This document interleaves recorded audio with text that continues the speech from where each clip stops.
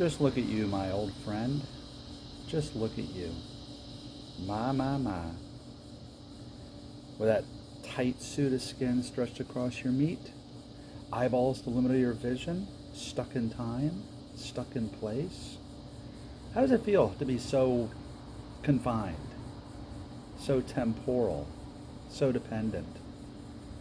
Decay, Jesus. That's what you chose. Death and decay. The moment you entered the food chain, that's what you chose. Sweat, tears, blood, and decay. Oh, I remember the times we shared so long ago, back in the early days before you could bleed. Good times they were, back in the prelude to the world, just you and I laughing with the angels at the dawn of time. And then, well, you know the story. I was a bit ambitious back then, I admit it. But what can I say? You can't fault me for wanting a little piece of the pie. It's a big pie after all, and only one a slice or two. And so here we are. But let's let bygones be bygones, shall we? Move on, as it were. So where was I? Oh yes, skin, decay, food chain. This dependence of yours on air and water and a beating heart. This choice of yours to become mortal and vulnerable. And hungry. Let's not forget hunger. What else could you expect? After all, how long have you been out here without any food? 5, 6 weeks maybe? Makes no sense to me, my friend. You take on the pathetic, fragile form of a human being, an animal that you yourself designed to need food, I might add. And then you deprive yourself of the very thing you need to survive. And why? What are you trying to prove? Is this some kind of macho thing before entering the ministry? Is it political or religious maybe? A hunger strike for God? Or maybe it's for a woman? Be honest now. Is there a woman involved? A set of pretty little eyes you're trying to impress? Oh, Mr. Big, Strong, Tough Jesus. I mean, you dress yourself in flesh, you're going to have to face the consequences. Hunger, thirst, blisters, heartache, pain come with the territory, don't they? And I know this is not a quiet hunger, Jesus. I can see it. I can smell it on your breath. It's a desperate hunger, a deep and final hunger. And you're weak. Who wouldn't be? You're aching for food. Oh, my friend, I understand. Believe me, hunger is the one human desire. I truly understand. Come on, you've got the ability to take care of yourself, don't you? It's wrong. It's not wrong to provide yourself with something to eat. How could it possibly be wrong to do what you're designed to do? You have to eat or you'll die. It's the nature of the beast. Honestly, I can't stand to see you like this. We can have good times together again. Go on. Turn those stones over there into bread. Do one of those little tricks. What could be so bad about that? Okay, you're right. Let's cut the crap. Save both of us some time. Here's the deal. You and I would make a good team. With my ambition and your powers, nothing could stop us. Not even your dad. I guess that sounds a little trite now that I say it. Sort of like the villain in a superhero movie, trying to lure the good guy over to his side. Join me, Rabbi Man. Together we can rule the world. But look, here's the deal.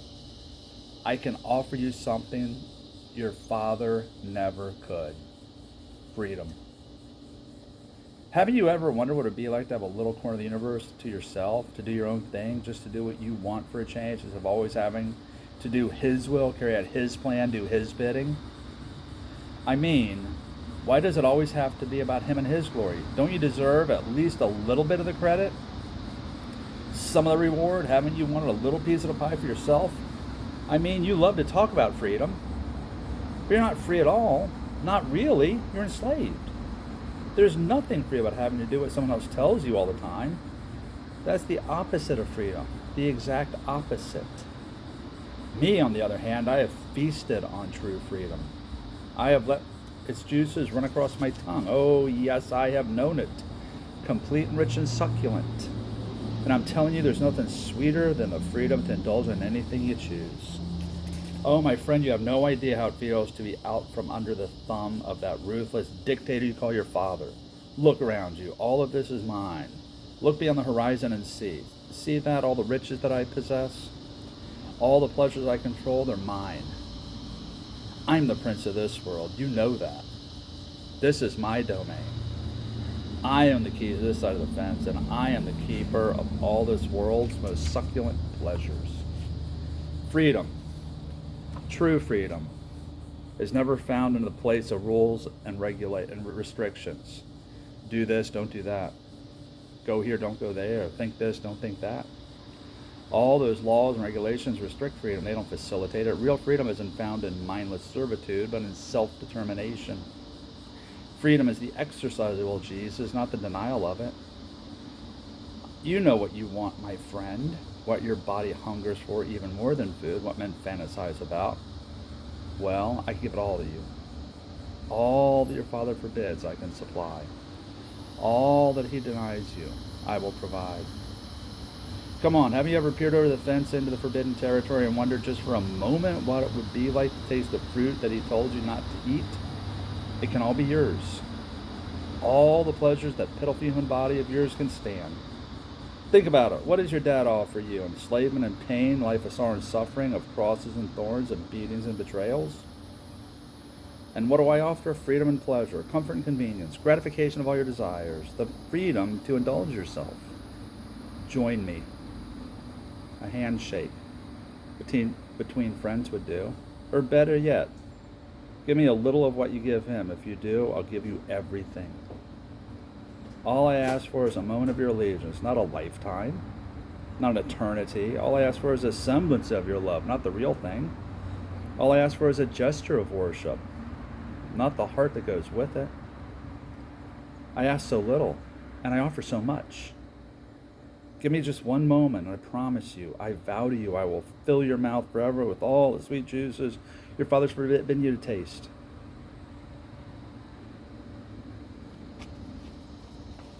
Okay, so let's turn to this. Scripture quoting contest. How pathetic. My father says this, father says that. Well, I can play that game too. My angels will uphold you. Doesn't it say that? So that you won't bump your little foot against a stone. Isn't that what he says? Well, it's easy to make promises like that, but it's quite another thing to keep them. If he's so full of promises, isn't he? He's so full of words. But from where I sit, action will be a lot more convincing. Words don't carry a lot of weight in my book. I mock his promises. I spit on his word. As long as they remain untested, I call them fantasies, illusions, wishful thinking. A little proof's all I ask. Prove that he's as powerful as he says. Prove that your faith in him is complete. Right here, right now. Prove once and for all that your Father tells the truth, and then I'll leave you alone. And you go back to starving yourself to death in peace. Promise. Jump. Here. From this ledge. Step out in faith. And let him save you. Let's see if he will. Let's see if he can. Let's see if you really believe. Go on. Or are you afraid, scared, worried that your Father won't save you? Or maybe, could it be, you're worried that he can't? Well then, I suppose we should call it a day, huh? I'll let my people get into your people. Maybe we can do lunch. Or supper. I'll be seeing you, Jesus. Sooner or later, probably sooner, I'll venture to say. Probably sooner. This is not over. It's only beginning. I promise you that much. It's only begun. But I guess it's goodbye for now, my old friend. Yes, Jesus. I guess it's goodbye. For now.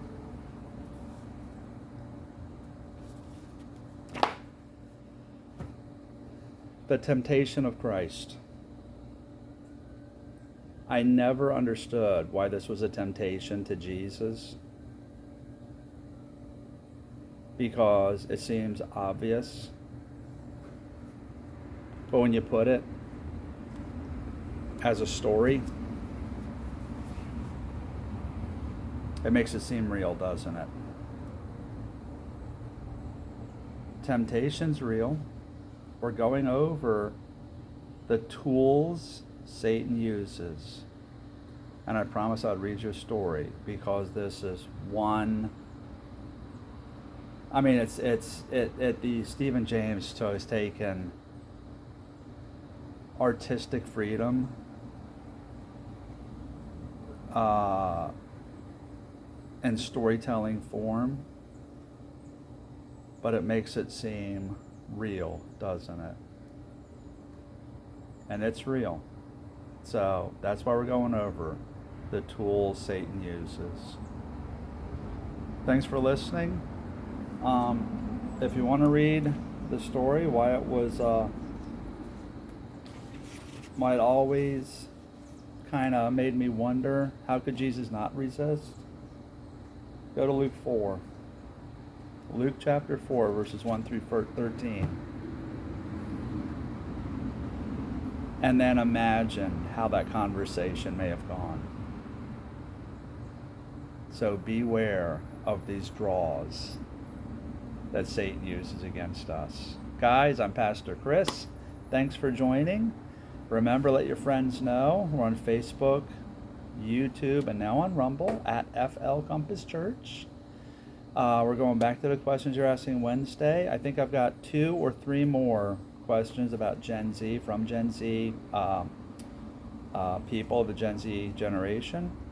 And keep the questions coming, and we'll be back here next Saturday to give us more tools that we can be aware of that Satan may use against us.